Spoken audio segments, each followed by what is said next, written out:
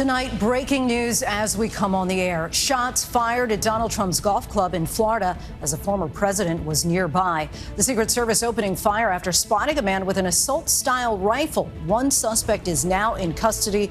The former president is safe. The details just coming in from West Palm Beach. The Secret Service treating this as a threat against the former president. Agents have detained a suspect and have recovered a weapon. This comes 2 months after the former president survived an assassination attempt in Butler, Pennsylvania. Pierre Thomas and MaryAlice Parks lead tonight's coverage. Also tonight, Springfield, Ohio on edge. Local schools are being threatened with violence, and a college shuts down activities after threats were made following the baseless rumors that Haitian immigrants have been eating pets. Republican vice presidential candidate JD Vance defends spreading those claims. The Ohio governor calls the rumors garbage and says the immigrants are here to work.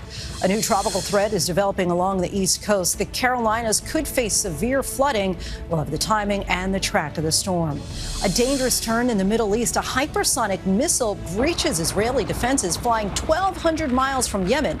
Newly released 911 calls in the deadly Georgia school shooting reveal an overwhelmed system the day a student allegedly killed 2 schoolmates and 2 teachers. Anxious parents put on hold as they were begging for answers. A heartbroken family is seeking answers after a police recruit died following a defensive training incident. What led to his medical crisis? Turmoil in the New York City mayor's office. Eric Adams' chief counsel resigns just days after the police commissioner stepped down amid multiple investigations. The Miami Dolphins quarterback is now seeking medical advice from neurologists after suffering another on-field concussion. And we're counting down to TV's big night, the history about to be made at the Emmy Awards. From ABC News World Headquarters in New York, this is World News Tonight. Good evening, everyone. Thanks so much for joining us on this busy Sunday. I'm Lindsay Davis. Breaking news as we come on the air tonight. The Secret Service says former President Donald Trump is safe after shots were fired in his vicinity at his golf course in West Palm Beach, Florida. The FBI now says it is investigating the incident as an apparent assassination attempt.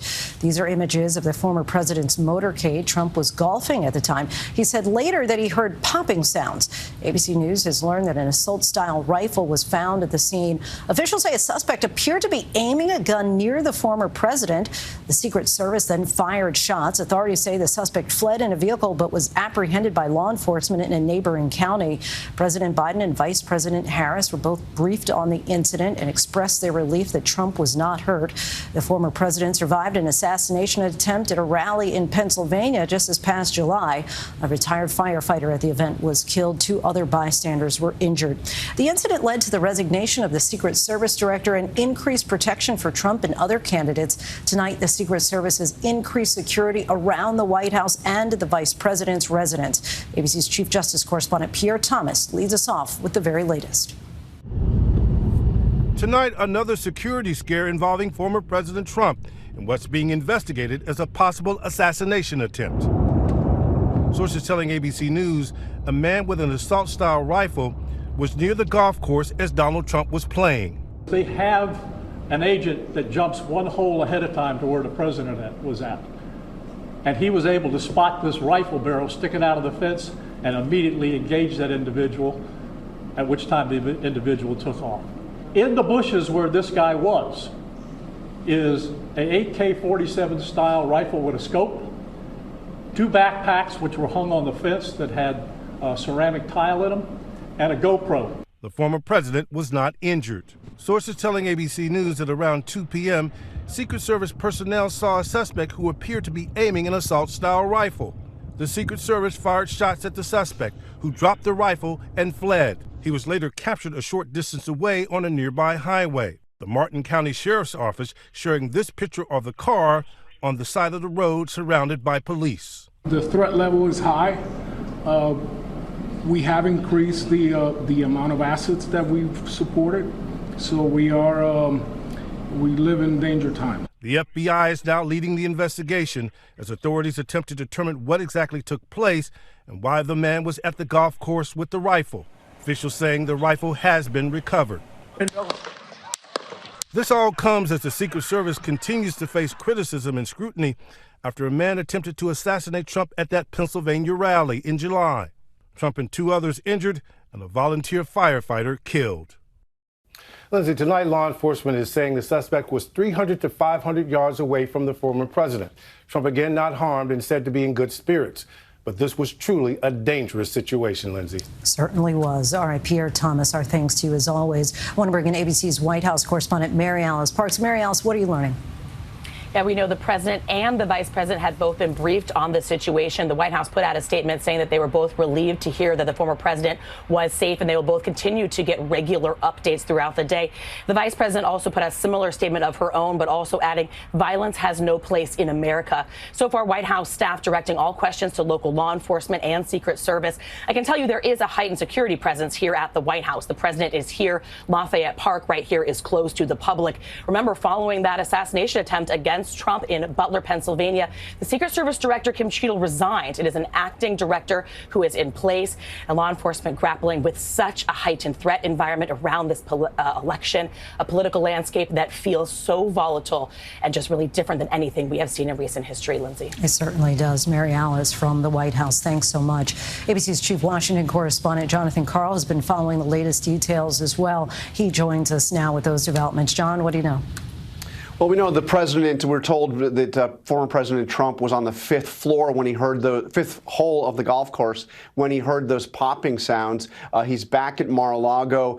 People who have spoken to him say that he is in good spirits. In fact, his running mate, JD Vance, just put out a statement saying he spoke to him and said that he is in shockingly good spirits given what happened. I also spoke just recently, Lindsay, with a former member of the president's Secret Service detail, former president's detail, when he was in the White House, who described how difficult it is to secure the area when he is playing golf, particularly at that golf course, the golf course that he usually plays when he is at Mar-a-Lago.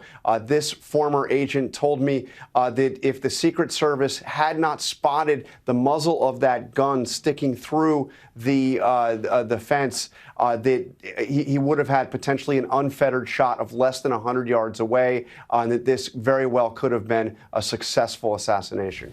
Wow. All right, Jonathan Karl, our thanks to you. Now to the race for the White House. Ohio's Republican governor is calling for an end to debunk claims that Haitian immigrants in the town of Springfield are eating pets belonging to residents. But Senator JD Vance and the Trump campaign are doubling down on those claims. Here's ABC's Perry Russell. Tonight, growing fear in Springfield, Ohio. A small university, they're canceling all events today after an email targeting Haitians in the community threatened a potential shooting on campus, the school says.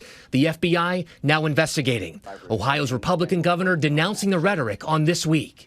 I think these discussions about Haitians eating dogs and cats and other things needs to stop. A spokesperson for Springfield, a city about 40 miles west of Columbus, says bomb threats have targeted the mayor's house, City Hall, and multiple schools. They're eating the pets. City and state officials say there is no evidence of Haitian immigrants eating pets. The baseless claim amplified by former President Trump at the ABC News debate and his running mate Ohio Senator JD Vance, who condemns threats of violence while denying his rhetoric caused them. If I have to, but it wasn't just a meme, create stories so that the American media actually pays attention to the suffering of the American people, then that's what I'm going to do. You just said that this is a story that you created. So then the eating dogs and cats thing is not accurate.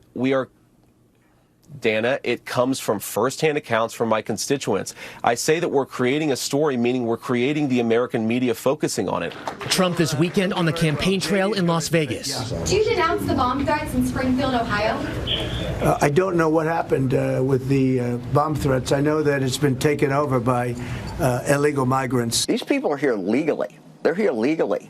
And they want to work, and they are, in fact, working. Tonight, Springfield's Haitian community in fear. And I know some parents, like, for this period of time, they're trying to keep their children home. Like, by the time they see how things going to be, like, wait for a couple of weeks to see if things are going to calm down or if things are going to escalate. And Governor Mike DeWine says there are challenges with the number of immigrants moving to Springfield. He says it includes housing and health care, Lindsay. Perry, thank you. Both campaigns are sharpening their attacks on the issue of the economy. It comes as gas prices continue to fall in some places below $3 a gallon, and overall inflation is dropping below 3%. This week, all eyes are on the Fed and a likely change in interest rates. ABC's Alexis Christoforous has those details. Tonight, with just over 50 days to Election Day, Vice President Harris and former President Trump zeroing in on the issue that matters most to voters, the economy. And his plan would shrink the economy, reignite inflation, and send us into a recession by the middle of next year. And when I'm back in that beautiful White House, we will pass larger tax cuts for workers, and we have a special tax that here is going to do, I think, quite well. The two sharpening their attacks on the trail as all eyes now fix on the Federal Reserve, preparing to cut interest rates this week for the first time in over 4 years. A relief for consumers who have been struggling with high prices and soaring interest rates. The Fed hiked rates an unprecedented 11 times to combat high inflation, which peaked at 9% in June of 2022. Today, inflation is at a 3-year low, mostly thanks to a drop in gas prices, now below $3 a gallon in 17 states. It definitely helps with the budget. Inflation may be slowing, but in a recent ABC News Ipsos poll, many Americans say they don't feel it, with 42% saying they're worse off today than they were 4 years ago. Everyday basics still costing more, like eggs up 65%, auto insurance up nearly 50% since 2020. But don't expect a big impact from just one Fed rate cut. Experts agree it will take a series of rate cuts for consumers to finally feel some relief in their wallets. Lindsay? Some much needed relief, Alexis. Thank you. Tonight, we're tracking a new tropical threat brewing off the southeastern coast just days after Hurricane Francine made landfall in Louisiana. This weekend, volunteers handed out food and supplies to residents there, many of whom were without power for days. Let's bring in ABC News meteorologist Samara Theodore. Samara, time out this new threat for us. Lindsay, the U.S. Air Force hurricane hunters entered this disturbance recently and anticipate this to become our next named storm, Helene. So we have tropical storm warnings that are expanded from South Carolina all the way to the Outer Banks. We anticipate the system to drive inland towards Myrtle Beach and Wilmington, North Carolina early tomorrow morning before pushing deeper to Charlotte and Raleigh by the afternoon. Tuesday, this then moves into parts of West Virginia and Western Virginia. Wednesday through Friday, this rain still sticking around, impacting the mid-Atlantic and Northeast. We could see flash flooding with totals reaching as high as 8 inches of rain in parts of the Carolinas, along with 1 to 3 foot storm surge and the potential for tornadoes. Lindsay? All right, Samara, thank you. Overseas now, tensions between Israel and Yemen's Iran-backed Houthis are escalating. Early today, the militia group fired a hypersonic missile, which an Israeli military official says was intercepted over central Israel. Prime Minister Netanyahu is threatening to exact a heavy price. Fortunately, no one was hurt. Back here at home, for the first time, we're hearing 911 calls from the Georgia high school shooting. They claimed the lives of 2 teachers and 2 students. The emergency call center was overrun with pleas for help from those at the scene and others in the community. ABC's Faith Abube is in Georgia. Tonight, authorities releasing those harrowing 911 calls as they responded to an active shooter on a deadly rampage inside a Georgia high school. Is there a school shooter? We do have an active situation at Apalachee High School right now. First responders overwhelmed with calls. The police, please, the Apalachee High School, my daughter calling me crying. Somebody, for everybody, boom, boom, boom, boom. Some concerned loved ones trying to speak with authorities repeatedly placed on hold, hearing an automated message before speaking with dispatchers. I can't give you any information, sir. I'm sorry. No, she's texting me. She's texting me, telling me what's going on. She is texting you? Yes. Investigators say 14-year-old suspect Colt Gray unleashed terror inside Apalachee High School just before 10:30 a.m. on September 4th, allegedly shooting 11 people in less than a minute with an AR-15 style rifle sources say was a gift from his dad, killing 2 teachers and 2 students. Gray just transferred to Apalachee High School in August. The Jackson County Sheriff's Office investigated him last year after a school shooting threat allegedly linked to his online account. Despite telling the FBI they notified area schools to monitor him, the sheriff says there's no record anyone was actually notified. Do you think this department dropped the ball? No, not on notifying the school, possibly. And Lindsay, the suspect and his father are both facing multiple felony charges. They have not yet entered a plea. Lindsay. Faith Abube reporting. Thank you, Faith. Here in New York, another top aide to Mayor Eric Adams has resigned. Late Saturday night, the mayor's office announced the departure of Lisa Zornberg, the City Hall chief counsel. She did not announce why she left. It follows the resignation of the police commissioner on Thursday. The Adams administration is engulfed in multiple investigations involving several top officials. And there's still much more ahead on World News Tonight this Sunday, including the NFL star whose future is in question after another devastating injury. And mission accomplished, splashdown for a history-making space flight. Next tonight, the history-making Polaris Dawn mission ended successfully overnight. The SpaceX capsule splashed down in the Gulf of Mexico after a 5-day trip that took them further from Earth than anyone has traveled since NASA's Apollo missions half a century ago. Led by billionaire Jared Isaacman, the highlight was the first private civilian spacewalk carried out to test spacesuits that may be used for missions to Mars. Tonight, the family of a Massachusetts State Police recruit who died after a training incident is demanding answers. Authorities say 25-year-old Enrique Delgado Garcia became unresponsive during a defensive tactics training exercise on Thursday. He was rushed to the hospital but then died the next day. State officials are investigating. When we come back, from the hosts to the nominees, why this year's Emmy Awards could be one for the history books. To the index now, ESPN is reporting that Miami Dolphins quarterback Tua Tagovailoa plans to meet with neurologists this week to discuss his future. Tua suffered a concussion Thursday night in Miami's loss to the Buffalo Bills. He was diagnosed with 2 concussions during the 2022 season and at least 1 in college. Sources tell ESPN Tua has no plans to retire before meeting the neurologists. Next, a fan favorite so popular there's a time limit to see her. Mudang is a pygmy hippo that's been drawing crowds to a zoo in Thailand for the past 2 months. 12,000 people showed up on Saturday alone. It's become so crowded, in fact, that zoo officials are now telling visitors they can only stay for 5 minutes at a time before they have to move on.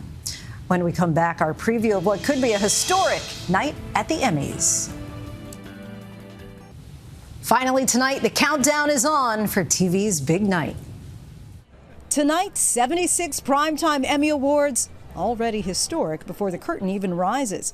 Starting with the hosts, a first-ever father and son pairing, both actors and comedians, Eugene and Dan Levy. They want you to make bad jokes about your eyebrows. The duo sat down with our Chris Connolly. I told my wife that we were asked to host. She said, well, you're not doing it. And I said, well, maybe not. I mean, the challenge of it. The challenge is not humiliating yourself on national television in front of millions and millions of people. 25 Best in Television categories will be recognized. ABC's parent company Disney earning a record 183 nominations. Opening a restaurant. Gotta go hard every day. The Bear from Disney's FX with 23 nominations, the most ever for a comedy series in a single year. War is coming. FX's historical drama Shogun leading all the competition with 25 nominations. Only Murders in the Building. Perfection. And Only Murders in the Building from Disney's Hulu with 21. Selena Gomez nominated for the first time for performance as Outstanding Lead Actress in a Comedy Series. It's so exciting to be recognized. Sunday, Monday, happy days.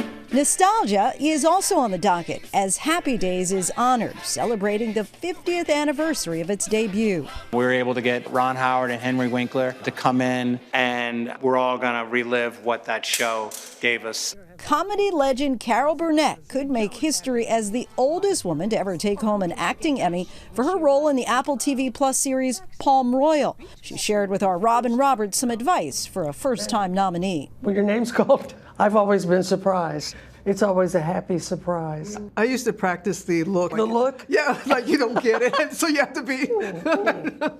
As for tonight's Emmy hosts and what we can expect from them just a short time from now, we really hope that it's just a fun vibe. Personally, for me, comedy's all about, if I'm going to go down, I want to take somebody with me. So luckily, I've got my son here.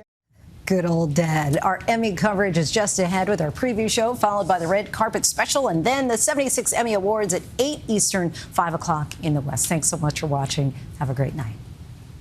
Thank you for making World News Tonight with David Muir, America's most watched newscast.